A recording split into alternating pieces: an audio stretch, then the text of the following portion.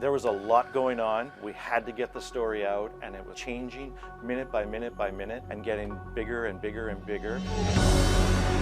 Tragically, we've witnessed the devastation firsthand. Honestly, not sure if we're going to have community to go back to. It feels like it's a never-ending cycle. That it was like fighting 100 years worth of fire all at once. The fire crews had tears in their eyes. We can't guarantee an outcome, but we're going to try our best. You could see the pain in the people's faces and the thirst for the information. I just want to go home. I'm sure everybody wants to go home. We have to be committed to improving because the landscape is changing. The fire environment is changing. We have to change with it.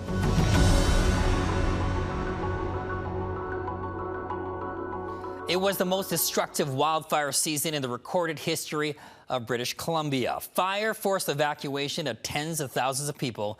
It damaged hundreds of homes and structures.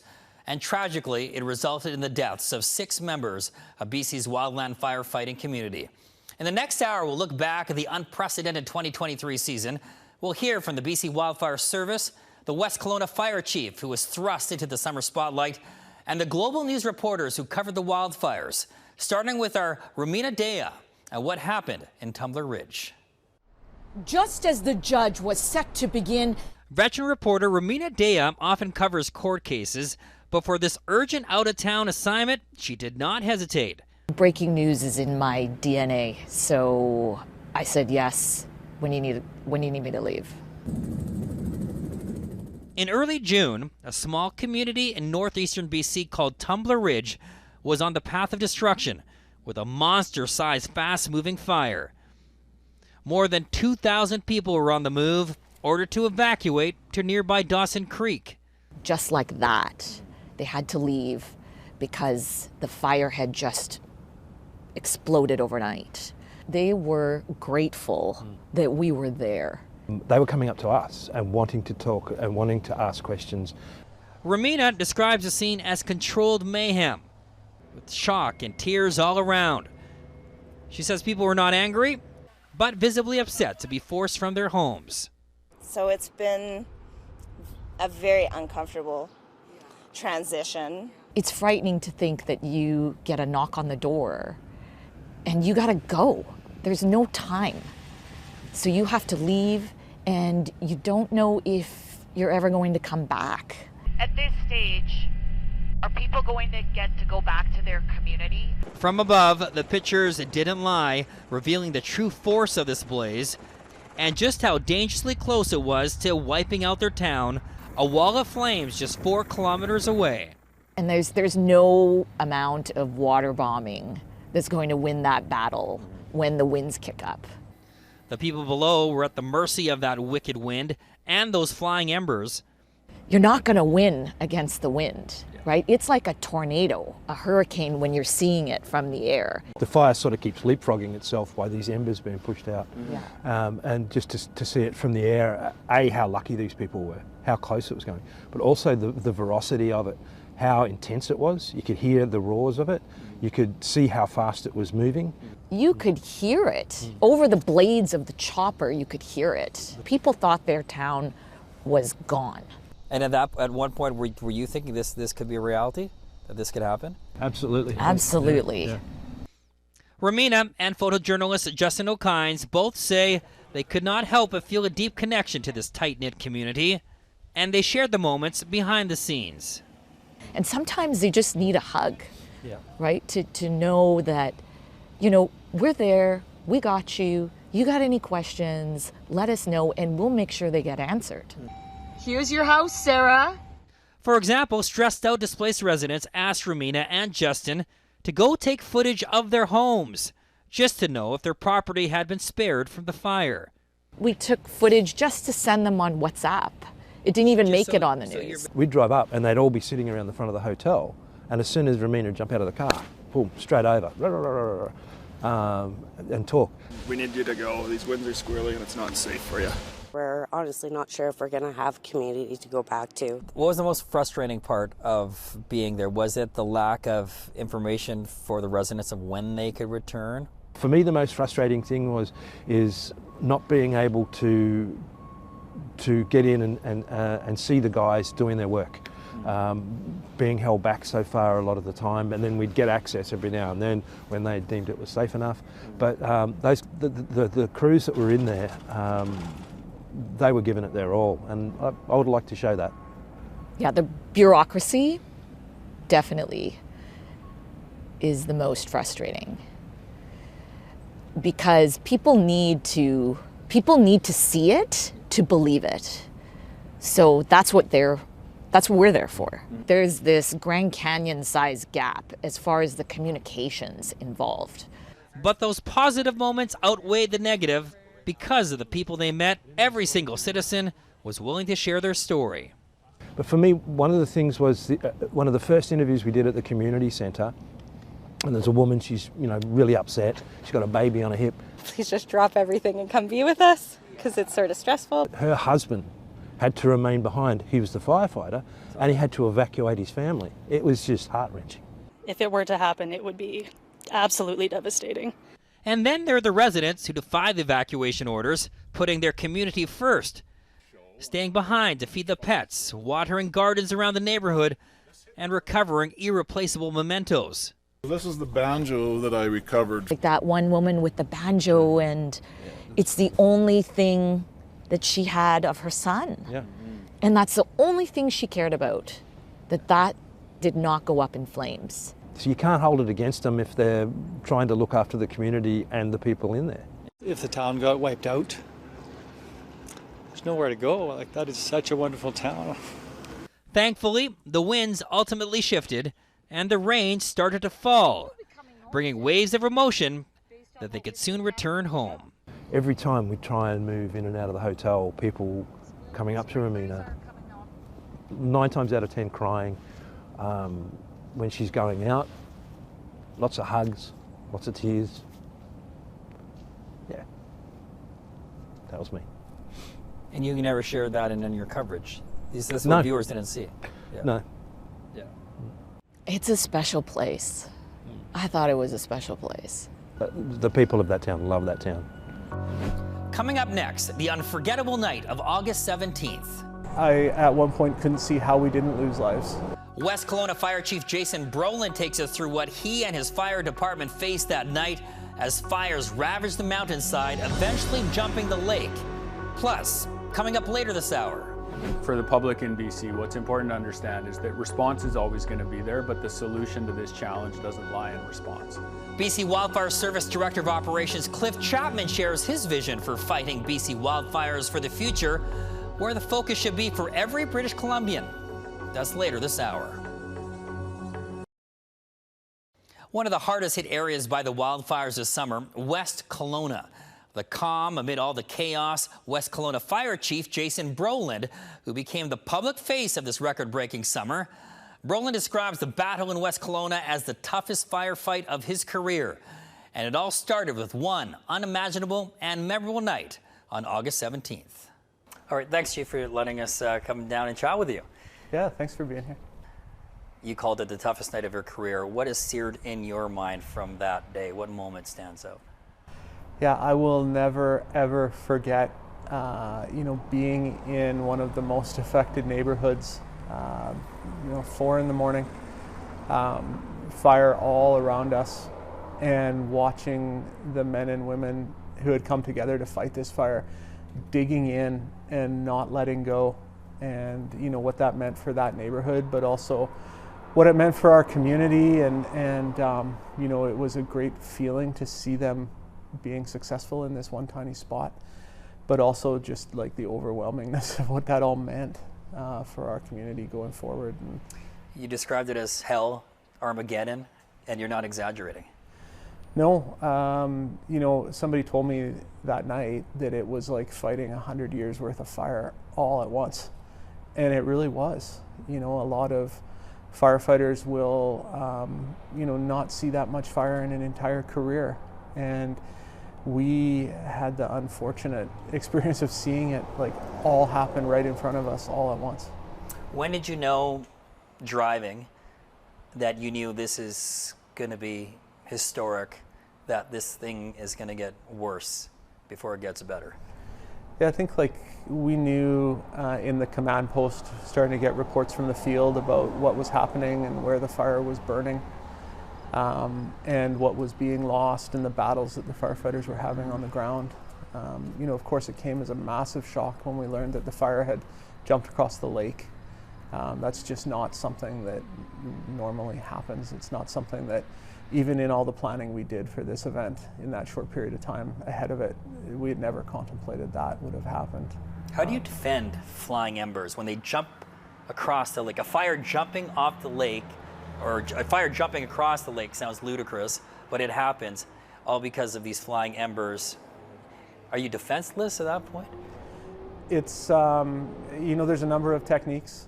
Some of it just involves being in the neighborhoods and watching for embers and dealing with them when they happen. A lot of it involves advanced preparation if we have the time, but sometimes we just don't. And some of it, you know, like as difficult as it is for the firefighters, is like we need to get out of the way and we need to get safe. And once that fire front passes, then we push back into those neighborhoods and deal with the aftermath. And really at the height of that fire, you know, in a 24-hour period, we were doing that multiple times. We were getting safe and then we were going back.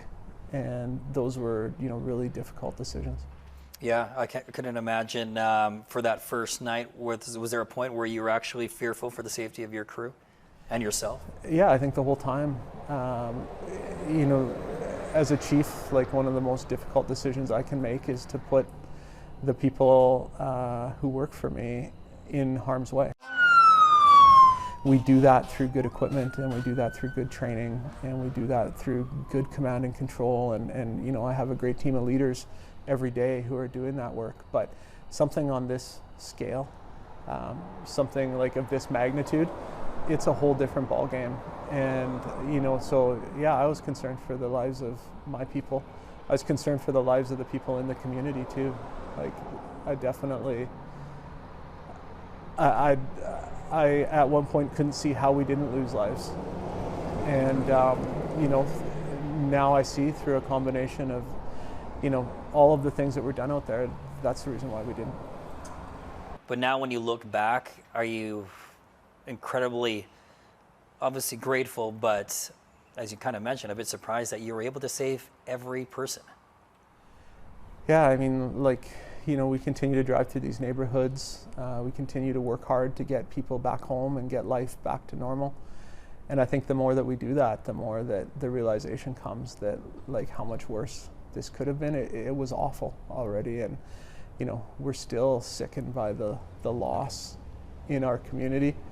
But it's just, it's overwhelming, like, how much worse it could have been.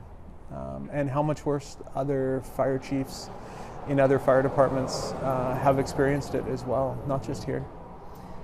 You really personalized it when you talked about you have a 16-year-old daughter at home that night, not knowing where you were. And you really didn't have time to even think about your family. You're focused on the job at hand. But when you look back now, your daughter was fearful that you could have been anywhere. Yeah, I found out afterwards. And not just me, this is, I'm sure, every man and woman in my department. But, you know, my daughter stayed up all night and she watched the whole thing unfold. And, you know, technology being what it is, like, she tracked me on Find My Friends the whole night. She knew the neighborhoods that I was in. And I know that, you know, if the 100 people on my department, their families were all doing the same thing. And really makes it hit home that, like, not only were we all out there doing this, but we all had family behind us that was enabling us to go do the things that we had to do, but it was difficult on them too. And that just set up a string of consecutive days of hard work, long hours for you and your crew. You became the lifeline for this community and the province, to be honest, of what was happening. Be ready. We may have another scary night tonight. How did that evolve in terms of being the public face of this disaster? Yeah, it wasn't something that I sought out or that, you know, we practiced for. But you know, our world got turned upside down in that first 48 hours. Everyone's life came to a stop, not only in the community but also us, and you know, because of just this community and the way we've come about, like, we all worked through this together. My family got evacuated just like a lot of other families, and you know, my world, my firefighters' world got turned upside down just like a lot of other families did. And we all worked through it together, and I think that allowed me to connect with people a little bit. I mean, for me, it was really a luxury. I got to come here to the fire hall and hear everything that had happened that night, or everything that had happened that day. And then I had the latitude to just go tell the public about it. And I was able to be really, you know, open and honest and share some stories. And it was serious business. Like, people lost their homes, but could still, you know, share with them something funny that happened that day. And, you know, like, the stories, there's 1,000 of them and they just keep coming, right? But some real amazing things, like firefighter who came here from the Lower Mainland, foregoing his citizenship ceremony to be on the fire line, and then being able to connect remotely and actually still become a Canadian citizen. And I got to see him that day afterwards and give him a hug, and somebody asked me, like, where was he from? And I said, like, I don't know, but I know he's from Canada. Yeah. And like I say, there's 1,000 stories that happened during this fire because of that. Coming up next, more on that unbelievable first night in West Kelowna from a reporter's perspective. It was terrifying. It was scary. It was a massive breaking news story with both West Kelowna and Kelowna on fire, prompting mass evacuations. The observations from our news crew on scene and their call to stay put to report what was happening. That's coming up next. Thursday, August 17th, was an unforgettable, chaotic night for people living in the Kelowna area. The pictures were unbelievable. So much so, a West Kelowna wildfire photo from that night was featured in Time Magazine's Top 100 Pictures of the Year. Gathering video for Global News, veteran journalist Patrick Bell. He, along with reporter Cassidy Moscone, shared their accounts now, what turned out to be a marathon shift of covering one of the biggest stories of 2023. Yes, yep. Global News reporter Cassidy Moscone was just a few weeks into the job and new to Canada. On August 17th, she was working on a story in Vancouver. There's a playground and park just across the road, construction here on the street. And when executive producer Michael Henniger reassigned her to something much bigger. Around 1 o'clock, I got a text from someone in Kelowna, and it was just a picture of the mountain, and it was all on fire. I had to really take it on faith to send her, because she had just arrived from Australia. It was challenging because she had not spent hardly any time here at all, and you're just literally throwing her into the fire. I'd never heard of these places before, so I'm Googling it. I'm going, holy crap, it's 4 or 5 hours away. As you got closer to Kelowna, you could really see West Kelowna was on fire. Cassidy and veteran photojournalist Pat Bell quickly set up at their location, the only news crew on scene. And when I got up to Clifton Road behind Knox Mountain, you could really see all of West Kelowna. You could see houses burning. I phoned Henniger right away. I said, their houses burning. Well, nobody's reported that officially from BC Wildfire. I said, I put the camera and put the Dejero on and said, you look, you can see houses burning. They're burning right now. So then I talked to Mike and said, this is where we're going to go live from. He said, go to the feeds room, go to the feeds room, look at this, look at this, look at this. It was the whole mountain was just burning right down to the water. You could see structures on fire. It was crazy. He said, wait, look at this, look at this. Pulls out and pushes up, and there is another fire. He said an ember had flown across the lake and started a fire 150 meters up the hill from where they were on the Kelowna side of the lake. You could see it all as it happened. Chaos surrounded them, double parked cars in the street, as people with their jaws dropped watched the mountainside burn. It's all very unreal. Are you worried for your home? If the wind comes this way, yep. I'm worried for all these people's homes. It's pretty sad, so. What did it feel like, Cassidy, for you entering a scene when everyone else is evacuating a scene? It was terrifying. It was scary. It was like just waves and masses of people, and if you wanted to get anywhere fast, you couldn't because there was just queues of cars, there were people running. It's almost like being in an Omnimax theater, and you're watching this amazing footage, and it's all around you, and the sounds and the smell, and the seat behind you then is lit. And the reality, the people they were in that movie. They were now watching, which was tragic, and now they're saying, we could be part of the tragedy. I mean, it could be West Kelowna looking at us. It was coming down the hill, so that's when I was really concerned. And at that point, we're having some serious conversations about, are they in the safest place? He said, I'm relying on you to make a good decision that doesn't, come back to haunt me the rest of my life. Tragically, we've witnessed the devastation firsthand. It was a weird situation trying to remember a script in the chaos of all of that, because you're just kind of saying what's happening in front of you. You're just watching it wipe out that whole side of the mountain. I think partway through my live hits, we had sirens and cars just racing past us. I want you to involve this. What? An amber. I'll do a piece to camera. It was basically play-by-play, wasn't it? Yeah, it was like commentating, right? I don't know, you were no longer spectating, we were participants in this emergency. Remember, this was Cassidy's first experience in the Okanagan, and it was in the dark. She did not know Lake Country and relied on her colleague for local knowledge, like during this pre-taped report. Car after car, it's been a procession. The traffic has sometimes been gridlocked, but this fire is on both sides of the river now, an ever-changing situation here in Kelowna. It's a lake, love, it's not a river. Did I say river? Come on, just do it again, we're fine. Okay, no, you're good, there's nothing wrong with it. And straight to camera and finished, and Pat says, you said river. And she said, did I? And then swore and said, right, let's do it again. And nailed it. Grace under pressure in the fields and in the control room. For Cassidy, the most powerful moment, experiencing the aftermath in the daylight. Homes were reduced to nothing. It was just dust, and you could hardly see any of the devastation. Just breathing through it, you just felt like you were wading through smoke. Had you ever seen a scene like that before your eyes? No, I'd never seen anything like this before. It was a wall of flames, and it flattened people's homes and lives. Everyone in Kelowna was so unbelievably kind. They've just had their whole world wiped out to dust, and that was the mind-blowing thing for me. We were showing people their homes through the camera lens. So we were standing on a hill and we were talking to people who had no idea, and they were trying to use their iPhone and zoom in, and they had no idea if their home was still there.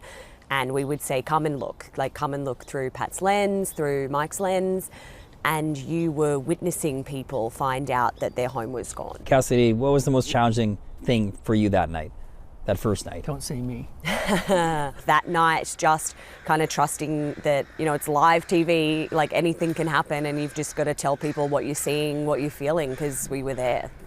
Good morning, Jen. Well, surprise, it's another whitewashed, smoke-filled day here in West Kelowna. Cassidy delivered 58 different live reports from various locations over 9 days. Yeah, that was relentless.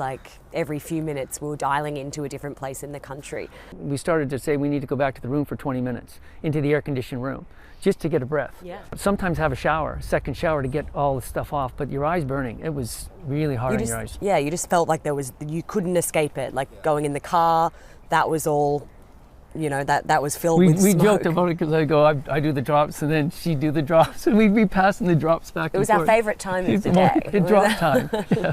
Okay, thank you, bye. Wildfire coverage from the front lines is exhausting, emotionally and mentally draining. Cassidy and Pat were able to spark a spontaneous and much-needed moment of humanity after interviewing a local and his dog. They had just found out he had lost everything. She had gone to the local Walmart and bought a dog bed for this guy's dog. And that's something that never made it into any story. Those are the kind of things that happen when you're in the field and covering these breaking stories. You cannot help but be affected by people's pain, and you cannot sometimes help but get involved. That moment of empathy and compassion just showed for me why it is that we do this. You know, we do this to bring that human emotion to the screen, to viewers, so that they can know it and feel it. And you know, our people feel it too. A really uncertain night here, and probably a very sleepless night for the residents and all of those crews here in Kelowna. Back to you. While fires were spreading in the Kelowna area, there was a major firestorm in the communities of North Shuswap. It's almost undigestible in that moment. The scenes of destruction were jaw-dropping. How the communities of that area came together, many defying orders to deliver supplies to their neighbors on the lake. The story through the eyes of Global News reporter Troy Charles is next. Fires devastated communities of the North Shuswap. Not only that, there was a firestorm of upheaval when people in that area defied evacuation orders, putting their community first and also calling out BC Wildfire Service on some of their decisions. Global reporter Troy Charles shares what he observed during a very tumultuous time. Try to get through it before it falls. Oh my God. It was just viewer video at that point that people were sending in. It was a fast-moving fire in the North Shuswap. It was just like an inferno. And reporter Troy Charles, along with veteran photojournalist Tony Clark, were dispatched to the region. And their first stop, Kamloops and the evacuation center. Right away just went to, just started approaching people in the parking lot. There was a wall of flames about 25 feet high. And that fire spread as fast as 20 kilometers in under 12 hours, crossing Highway 1. Troy's second stop was in Chase, a town fully blanketed in smoke, and they couldn't see the flames. One, we couldn't get into it because the roads were all blocked off to where the fire was burning. And two, it's a giant lake.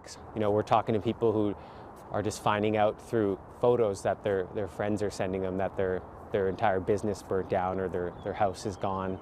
And then a lot of those people also were kind of taking matters into their own hands, and they were getting their own boat rides through up through Little Shuswap and then into the main lake, and then trying to, even just from the shoreline, just trying to see if their property is still there. This isn't a suggestion, it is the law. What was the dynamic like when you hear Bowen Ma saying, please do not defy orders, and people in that community were defying orders? Yeah, I mean, that was just the reality of that situation. It was like we had this wildfire, and then we had this kind of polarizing aspect of it as well, between those individuals who stayed behind, the government, BC Wildfire Service. It kind of came this contentious issue.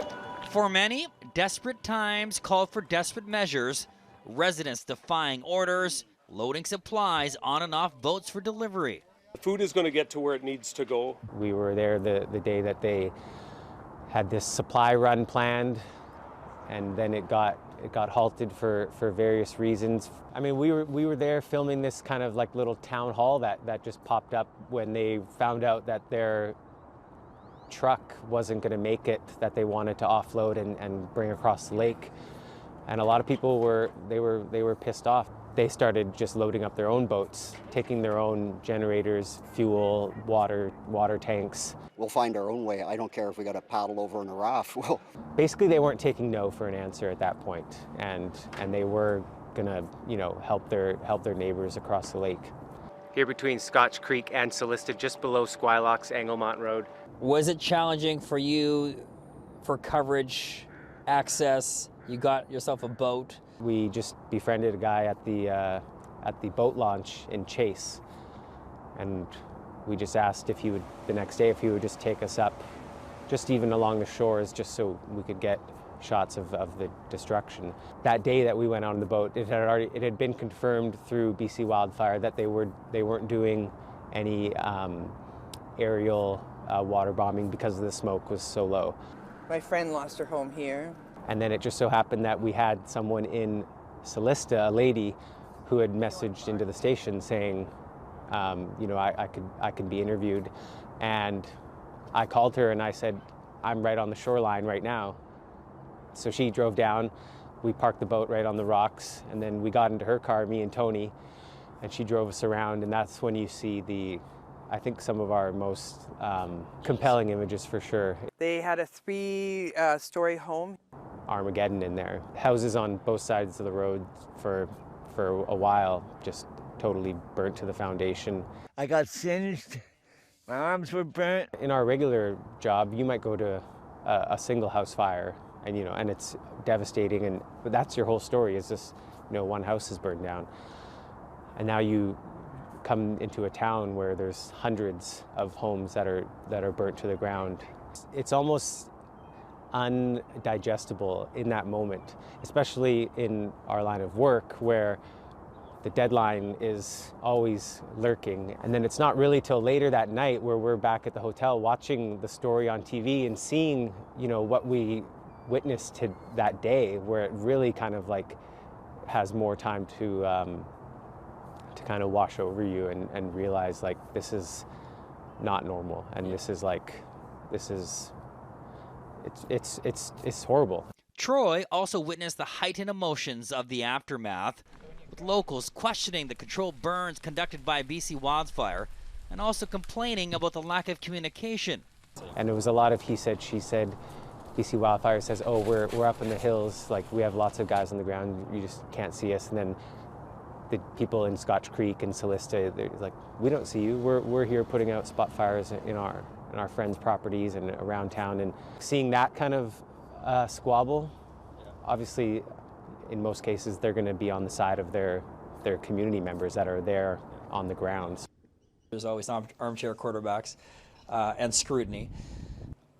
Is that frustrating when you hear locals saying, yeah, that plant ignition was wrong, or I'm going to stay in my community and defy the orders?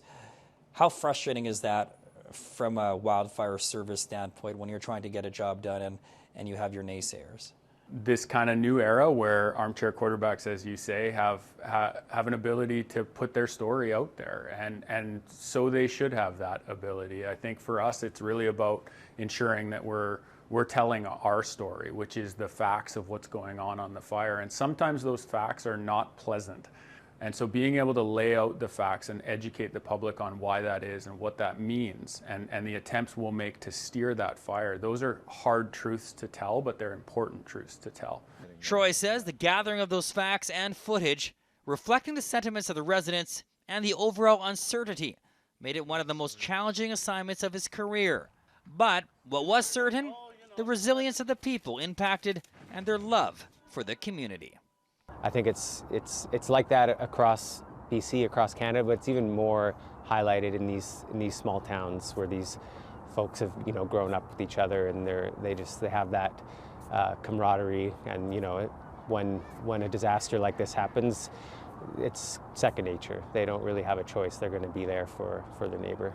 But yeah, it's just good learning experience, and also just you got to tell those stories, and someone had to be there, so I was thankful to do it. Coming up next, we'll hear more from BC Wildfire Operations Director Cliff Chapman in an in-depth conversation about the future of fires in our province. We need to make the right choices for now, but also for the future generations. The inspiration behind Chapman's profession and his message to all British Columbians on what needs to be done to prevent a repeat of the 2023 wildfire season. We chat with Chapman next. Like many Canadians, he had dreams of playing the NHL. Instead, Cliff Chapman chose a livelihood of fighting fires. He now has the top job for the BC Wildfire Service, working closely with the Premier and other high-level government officials on strategies for fire prevention and mitigation. Chapman describes 2023 as the heaviest wildfire season of his career, and is promising the service is always evolving and adapting, and will open dialogue so groups can work together to find solutions with the changing landscape. Yeah, so this is our provincial air attack coordination center. It's mission control for Cliff Chapman, where he oversees aerial deployment, strategizes attacks. This is the operating system for response. And Chapman's passion for this line of work has been burning since he was a teenager. You started at 17. What was the attraction? Yeah, well, I grew up with a single mom and a brother, and there was a program at our school through our social studies department which was called Become a Junior Firefighter.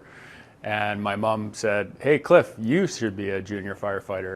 He quit hockey on ice for battling BC forests on fire. And after 22 years with the BC Wildfire Service, Chapman says he respects the power of fire now more than ever. So our map was just like a Christmas tree of reports. So this map was blowing up on August 17th. When you look at years like 2023, where our staff probably broke every record we've ever had in terms of how many days they spent on deployment. The thing that jumps out for me is the loss of life. Something that we have never experienced to this level. Fire line fatalities for BC Wildfire Service, something new for our organization and very impactful. And our people had to try to grieve while also trying to respond and be there and do what we asked them to do to protect BC and its landscape. So I would certainly say this was the most challenging fire season in my career. As we head into winter here in Kamloops, there's a lot going on behind the scenes at the BC Wildfire Service headquarters. They take a 12-month holistic approach. And Chapman says the focus is always to evolve, adapt, and learn from the previous summer. Even more so after the historic 2023 wildfire season. What we're seeing is a changing landscape. We're seeing new hazards and new risks associated with the landscape changes, whether that's the drought that we're continuing to see, whether it's the heat waves that we're seeing summer after summer, and then obviously once fire's on the landscape, what is that interface between those fuels and the wildfire environment? One thing that we've made a big investment in BC Wildfire Service is our predictive services unit. When it comes to seasonal forecasts, we look at sort of some of those climatology metrics in terms of drought.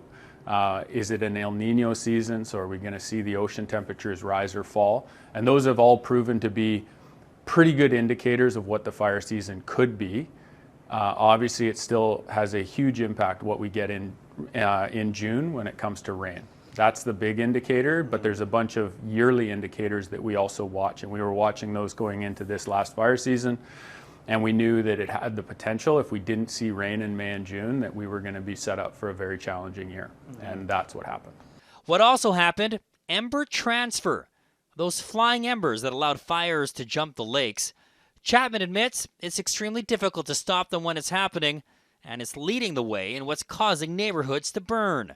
When you look at West Kelowna or you look at the Shuswap, those embers were landing everywhere. And so for us, working in close partnership with municipal fire departments, it really becomes a search and destroy mission, which I know doesn't sound all that advanced, but without being able to forecast where the embers are going to land, you really have to wait for them to land to go in action. We get a lot of emails still to our newsroom about, what about the water bombers? Are they useful anymore? Are they effective, or have they become kind of irrelevant now? What's your take on the water bombers? Yeah, so I mean, I think specifically you're referencing the Martin Coulson's, Mars, yeah. Coulson Aviation. The Martin Mars played a pivotal role in firefighting in BC for many years. Yeah. But like anything that sort of becomes front and center, there's been adaptations, there's been innovations in this space, and so there are a multitude of aircraft to choose from now. BC Wildfire Service over the last few years has been going through a modernization project, slowly but surely looking to modernize our fleet of air tankers, and the Martin Mars was not part of that fleet expansion. But as we have gone and gotten our own skimmer groups, so smaller aircraft that come in groups of 4 or 8. We had 8 this summer. We have 8 going into next summer as well, and those are in support of our retardant-based aircraft. For the public in BC, what's important to understand is that response is always going to be there, but the solution to this challenge doesn't lie in response. It's really about prevention and mitigation. It really is about risk reduction and building resilient communities. From people's back door to the backcountry of BC, we have to have a holistic approach to managing the land base. We have had historical practices in BC for 100 years that said suppress all fire, generally speaking. And so we have done a great job of suppressing a lot of fire in BC over the last century. That has led to some challenges with where fire is naturally occurring in BC and has been for thousands of years, and Indigenous communities were all over this for thousands of years. Utilizing fire as a management tool is going to be something this province needs to have a long, hard look at. We've got some work underway trying to introduce a more robust cultural and prescribed fire program so that we can when it's cold and a little dreary like it is today, and like it will be in the spring of 2024 and the fall of 2024, utilizing fire to reduce the risk on the land base is an imperative tool for us moving forward. Let's go! Let's get out of here. When you're dealing with so many different municipal departments and it's so different from Kelowna to Revelstoke, what's the biggest challenge when you're working with locals? Yeah, I wouldn't frame it so much as a challenge as I would frame it that we have a primary mandate to keep our staff safe and to keep the public safe. That is our priority. Now, obviously, beyond that is the priority around fighting the fire and ensuring that the losses are minimized. But our top priority is protecting responders, which is inclusive of volunteer responders. And so the key for us is knowing where people are and knowing that they're trained to do what they're being asked to do. That's what we're really focused on working through, is making sure that we have those right steps in place so that when they are under the command either of BC Wildfire Service or the local government, that they are safe. What do you think about Daddy's job? It's all right. It's good. How are you able to balance, especially in the summer, of being a dad and working whatever it is, 18, 20-hour days? How do you do it? Yeah, it's a really good question. I guess, I had this reflection, Jason, just last week. I was thinking about my job and my kids.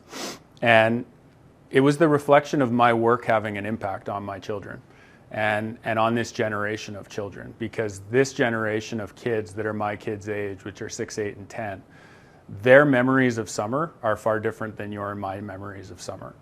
My memories of summer were going to Skaha Beach in Penticton and just doing summer things as a kid. I don't remember smoke in the air. I don't remember fear. I don't remember anxiety about the fire that's burning up on the mountainside.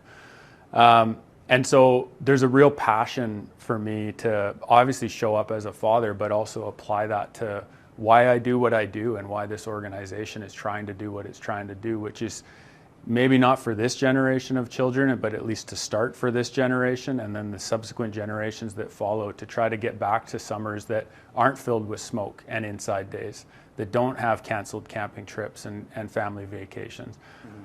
We need to make choices. That's what we control. We need to make the right choices for now, but also for the future generations. And that is going to be, a continued energy and investment into prevention, mitigation, and risk reduction, and really getting everyone in BC to understand the challenge that we face and how they can contribute to the solution, how we can all contribute to the solution. Tens of thousands of British Columbians were impacted by the fires this season. Hundreds of families lost their homes. It's destroying. It's terrible. It's I have a hard time doing this, but. Just ahead, the story of the Finley family as the McDougall Creek fire not only wiped out their property, but also their livelihood. How they managed to save all of their horses from the blaze when we come back. For a West Kelowna man, it has been months of depression and despair after his family lost pretty much everything after the McDougall Creek fire. But the one big positive, they were able to save all of their treasured horses. Here's Jeff Finley's story of resilience, loss, and love. It's the house and the acreage.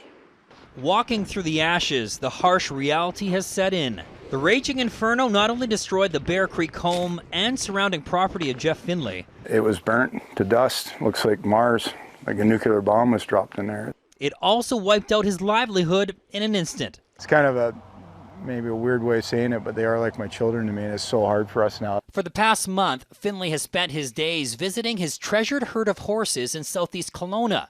He saved every single one of them from the McDougall Creek fire. My biggest concern was, how am I getting 20 horses out of a fire zone? You can save our place. That will be truly amazing.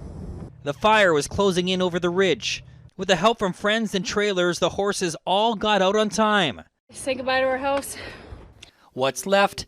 The charred remains of the family's popular horseback trail riding business. I did not burn that. We have 600 acres that we lease from the government with 20 kilometers of trails that we've groomed over the years, and they're all ruined. Our trees are all dead. The trails are not safe, so our business is done. So he came over to say hi. And now he's been forced to sell off the majority of his 20 horses to avoid bankruptcy. There's no way I can carry this every month. It's destroying. It's terrible. I have a hard time doing this, but I retired from the police force in 2015 with a severe PTSD, and this place has been my sanctuary. It's been my place where I've been growing and actually getting over, you don't ever get over PTSD, but the emotions numb after a while, and my horses do that for me. So watching it burn, it's terrible. We were in the Delta Hotel for 2 weeks. Finley's family and workers are now living out of suitcases at his friend's house.